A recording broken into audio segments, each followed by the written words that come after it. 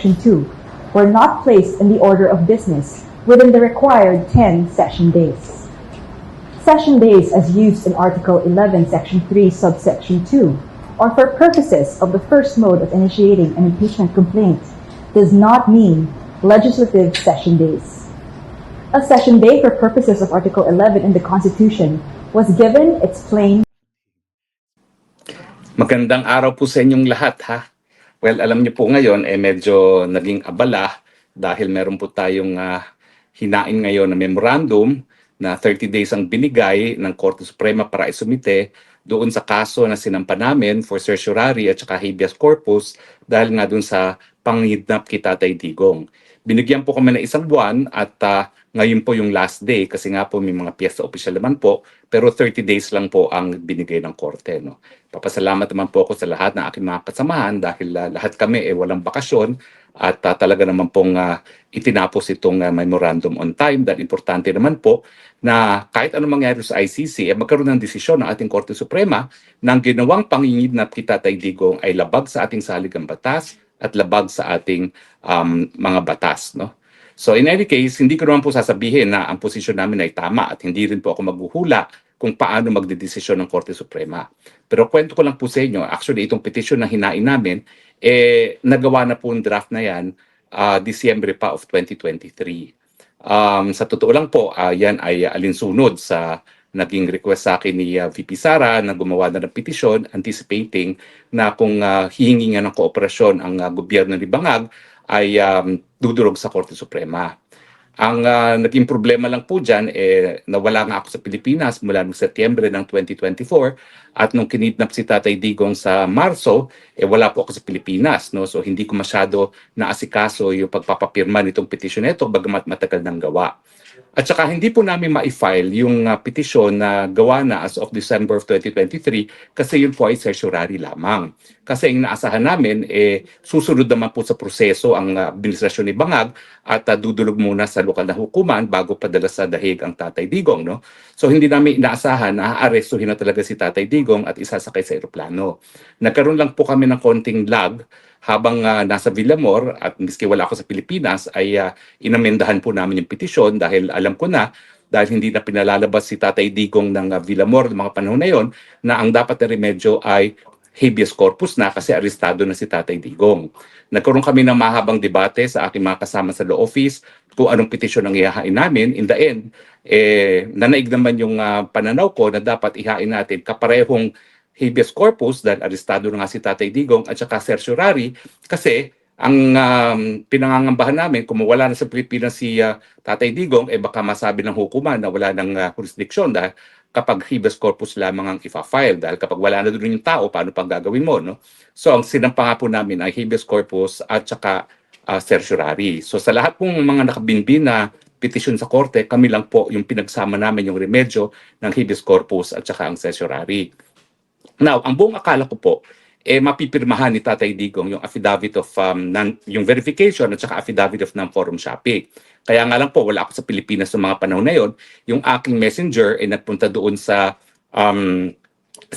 Villamor, hindi naman makapasok no dahil nga hindi nila pinapapasok yung mga tao, dala-dala po niya yung form na i-append doon sa petisyon.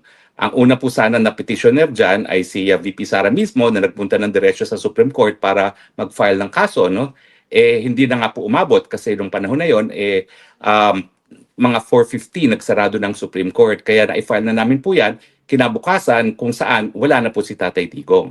Pero dahil naniniwala naman ako na aming sinampa ay hindi lamang certiorari na kinu-question yung mga acts committed with grave abuse of discretion amounting to lack of or in excess of jurisdiction at habeas corpus na madidesisyonin pa rin yung kaso. At sa tingin ko naman po, sana po, dahil pinasumiti naman kami ng memorandum, baka naman po bigyan ng desisyon ng Korte Suprema, bagamat yan po ay bagay na tanging Korte Suprema lamang po ang makapagsasabi kung magbibigay sila ng desisyon on the merits. Now, yung kautusan po ng Korte Suprema ay humingi sila ng memorandum sa amin doon sa mga ilang mga issue na importante. No?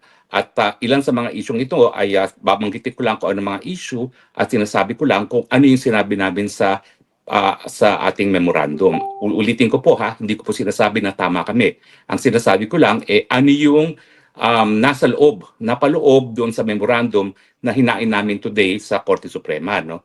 Now, ang naging kliyente ko po dito, dahil hindi na nga po napirmahan ni VP Sara, dahil hindi na umabot, ay si Congressman Pulong Duterte. No? So ang naging kliyente ko po rito ay si Congressman Pulong Duterte.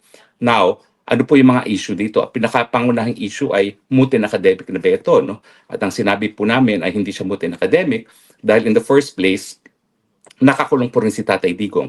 At kinakailangan magdesisyon pa rin ng Korte Suprema kung legal ba o illegal yung pagkakakulong ni Tatay Digong sa dahig. At saka yung pamamaraan kung paano siya napadala sa dahig. No?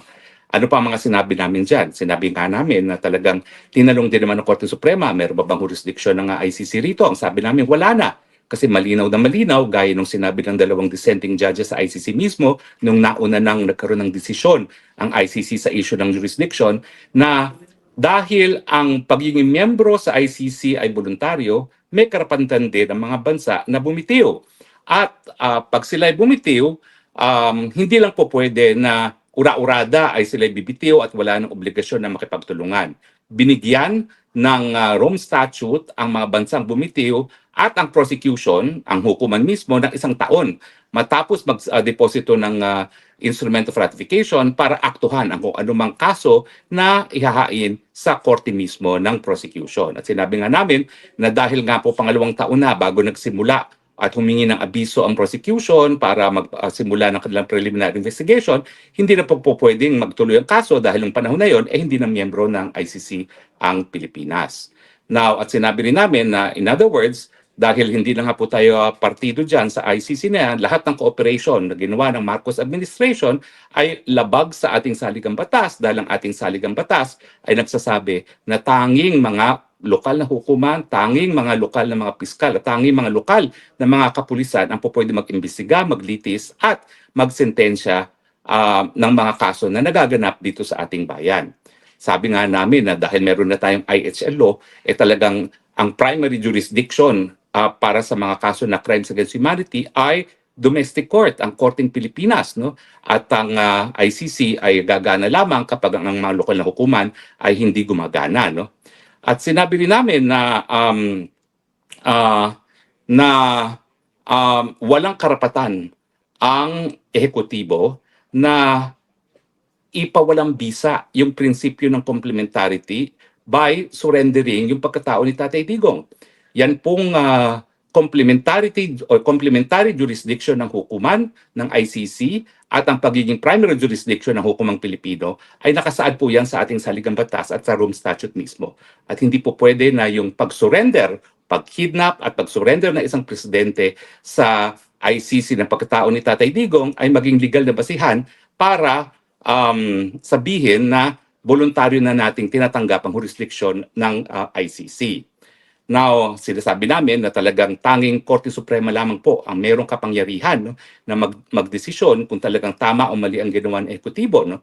At siyempre, bagamat wala na si Tatay Digong sa Pilipinas, kailangan pa rin magbigay linaw ang hukuman kung tama ba, sang-ayon ba sa saligang batas ang ginawa ng ating presidenteng bangag na pag-surrender sa pagkatao ni Tatay Digong diyan sa ICC. Now, sinabi rin namin na assuming na naging moot ang kaso, yung habeas corpus, kasi nasa Hague na nga po si Tatay Digong, still meron tayong mga kinikilala mga exception sa mootness doctrine. At yan po ay kasama na kung ang bagay na pinag-usapan ay transcendental importance, kung ito ay may issue of paramount public interest, at saka court of, kung ang question na pinipresenta ay of first impression, at saka capable of repetition and yet evasive of judicial review. Sinasabi namin na sige, sabihin na nating moot kasi yung habeas corpus hindi na magagrant pero meron pa rin certiorari, no, na nakabinbin at may grave abuse of discretion pa rin, at sabihin na natin na wala na sa Pilipinas si Tatay Digong, meron naman talagang kinikilala mga exception na dapat magdesisyon pa rin ng hukuman. Kapag ito nga po ay napaka-importanting bagay, at tingin ko naman po yung pagiging soberenyang bayan ng Pilipinas at yung issue na kung sino dapat magliti sa mga kaso sa ating bayan ay isa sa pinaka-importanting bagay na dapat desisyonan. Tapos ito'y po pwedeng maulitin. paano po mauulit yan? Pwede mo naman ulitin yan. Sa kaso ni Bato de la Rosa, kikidnapin nila, papadala nila sa dahig kaagad, no? Bago makagalawang hukuman. Yun yung ibig sabihin na capable of repetition and yet evasive of judicial review. The fact na po pwedeng mangyari muli kay Bato de la Rosa yung ginawa ng kinidnap at dinala sa ICC, at kung mootness lamang ang magiging dahilan ng Korte Suprema para wag mag-issue ng desisyon, talagang paulit-ulit na mangyayari yan at hindi makakakuha ng katalungan ang mga kababayan natin, no? Tapos ito ay kauna-unahang pagkakataon, no, na talaga nagkakaroon ng ganitong desisyon ng Korte Suprema, no, dahil kauna-unahang pagkakataon naman na tayo sumapi sa isang international tribunal gaya ng ICC. Now, ang sabi namin, itong kasong ito ay talagang ang tinutumbok nito ay yung ating pagiging soberenyang bansa at saka yung ano yung limitasyon ng kapangyarihan ng presidente. Meron ba talagang kapangyarihan ng presidente na baliwalain ang jurisdiksyon ng ating hukuman sa pamamagitan ng voluntaryong pag-surrender ng isang Pilipino sa jurisdiksyon ng isang dayuhang hukuman? So yan po ang mga pinaka-importanteng issue na dapat desisyonan ng Korte Suprema. Ibig ba sabihin na palibasa ikaw ang pinaka-makapangyarihang opisyalya sa buong bayan, pwede mo nang baliwalain ang ating judikatura at saka yung ating saligang batas na nagsasabi na ang judicial power ay nasa kamay lamang ng isang Supreme Court at mga batas na binuo ng Kongreso. Well, hindi ko po pwedeng paghimasukan kung paano magdedesisyon ng ating Korte Suprema, pero Tatay Digong, alam ko hindi mo ako nakikita, at least alam mo na talaga namang pong parang hindi tayo nagkaroon ng bakasyon itong Paskong ito dahil kinakailangan tapusin itong memorandum na ito. Natapos naman po namin, di man kita masamahan, di man kita madepensahan sa ICC, at least dinulog ko yung kaso, yung issue na talagang labag sa saligang batas sa pangingidap sa'yo, dito sa hukuman na sa tingin ko, pakikinggan tayo. No? Yan ang Supreme Court ng ating bansang Pilipinas. Magdasal po tayo, sana po ito'y dinggin ng ating Korte Suprema. At again, Tatay Digong, consider this as my Christmas gift and my Happy New Year gift to you. Sana po makabalikan na ng Pilipinas. Maraming salamat po sa inyong patuloy na pagtangkilik, ha. Ito po ang inyong Spokes ng Bayan nagsasabi, I love you, Philippines. You're the only country that I have. You're the only country that I will love. Tatay Digong, this is for you.